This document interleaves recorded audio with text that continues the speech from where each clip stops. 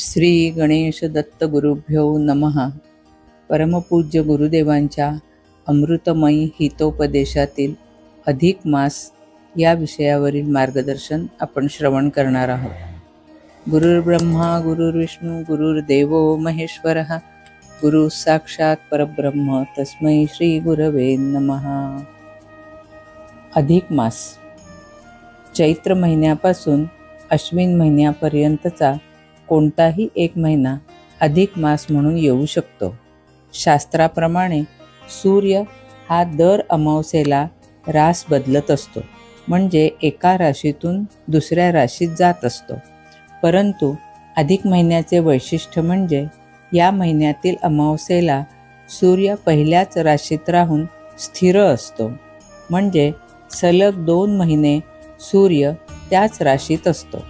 अशी स्थिती साधारण 3 वर्षांनी एकदा येते. या जास्तीच्या महिन्याला अधिक मास असे म्हणतात. या महिन्यामध्ये सूर्य संक्रमण नसते. त्याचा परिणाम प्रकृतीवर होऊ नये म्हणून पुण्यकर्मे करावीत. यासाठी हा महिना उपासनेसाठी अतिशय अनुकूल मानला गेला आहे. स्वतः भगवंतांनी स्वतःचे नाव या महिन्याला दिले असल्याने या महिन्याला पुरुषोत्तम मास किंवा विष्णू मास असेही म्हणतात. या महिन्यात भगवान विष्णूंची जास्तीत जास्त सेवा केली जाते. आपल्या हातून सत्कर्म करण्याचा हा काळ आहे. भगवान विष्णूंची पूजा करून विष्णू सहस्त्रनामाचा पाठ करतात, पुराण वाचन करतात, धार्मिक ग्रंथांचे पारायण करतात, गीता पाठ करतात. तसेच यज्ञ याग जपजाप्य निरनिराळ्या प्रकारचे उपवास व्रते केली जातात. काही लोक तीर्थक्षेत्री जातात, देवांची सेवा करून दानधर्म करतात. विशेषतः अन्नदान करण्याकडे कल ठेवावा. फक्त नातेवाईकांना जेवू घालण्यापेक्षा गरजू लोकांना जेवू घालावे. अन्नदान करताना स्वतःच्या हाताने वाढावे. समोरची व्यक्ती तृप्त झाली पाहिजे. मनुष्य देह हा शरीरशुद्धीसाठी सच्छिद्र असतो. अधिक मासामध्ये भगवंताला अनारसे, बत्तासे, मैसूर पाक यासारखे सच्छिद्र पदार्थ अर्पण करण्याची पद्धत आहे. भगवंतांच्या अखंड अशा अनुसंधानात राहण्याचा प्रयत्न करावा.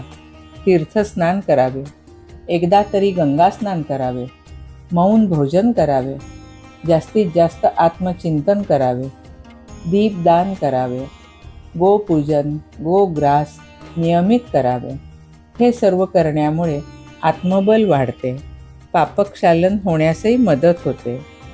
जेव्हा अधिक आषाढ असा महिना येतो तेव्हा पुण्यप्रद असे कोकिळ व्रत करतात.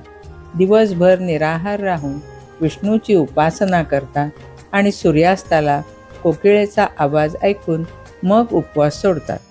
ज्यांना पूर्ण महिनाभर हे व्रत करता येणे शक्य नसेल त्यांनी ते 3 दिवस अथवा 1 दिवस करावे.